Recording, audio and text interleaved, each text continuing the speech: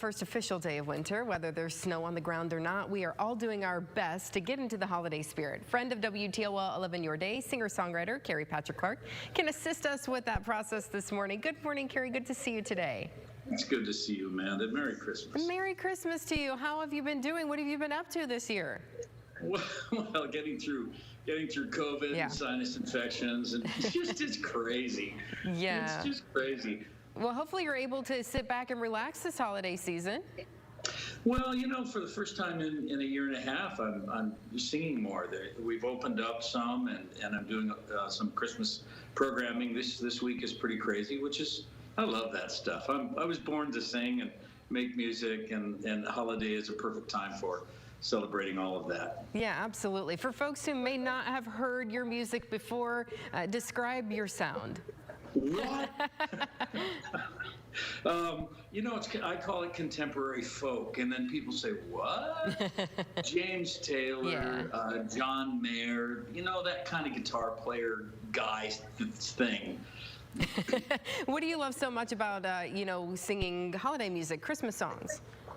You know, people are generally in a great mood, and you know, as an entertainer, as a singer-songwriter, I get to come into spaces that people are already happy and just lift. The music has a great way of opening hearts, and so this is it's a perfect season for that, with the birth of our Savior and, you know, the light and all the metaphors that go along with Christmas and hope and joy and peace. I live for that stuff. And it comes across so beautifully in your music. Your family has been busy too. Tell me a little bit about what Robbie's been up to. Well, he's been on American Idol. He went out to Austin, Texas, and filmed American Idol. I got to go with him, and as a guy who's appeared on every single nationally televised talent show before American Idol, it was kind of fun to not be the dude in the spotlight, but to celebrate with my son, our son, and hold his hand and just explain what was happening and why it was happening. And yeah, it was fun. It's going to be a great year for that kid. Well, we'll have something to look forward to then in the new year, won't we? Indeed. We'll have to stay tuned. Yes. Okay. Can't talk about it. It's a secret. Can't talk about it, but we'll be watching, and we'll be you know, keeping our fingers crossed there. Kerry, we're gonna play a little song from you this morning. Talk about the song. What is it about? Well, the video would suggest it's about our dogs. We have two dogs. The small one is Henry, and the big one that comes in is Jerry, our Old English Bulldog. This is a fruitcake song. It's the Fruitcake Round. The first fruitcake I ever had, my mom made. It was in a bundt pan. Oh, and yes. I'm thinking about this story, and I hate fruitcakes, by the way. Yeah, I mean, I was think thinking most about this people do. story. Yeah, I was thinking about this story and decided to write a Fruitcake Round. So. Enjoy. Yeah, we will. Kerry, thank you so much for joining us this morning, and Merry Christmas to you. Thanks, Amanda. Thank Merry you. Christmas. Let's take a listen now. So many ways to use sugar in Christmas dessert recipes. They've been sampled by friends and by families with so many taste buds to please.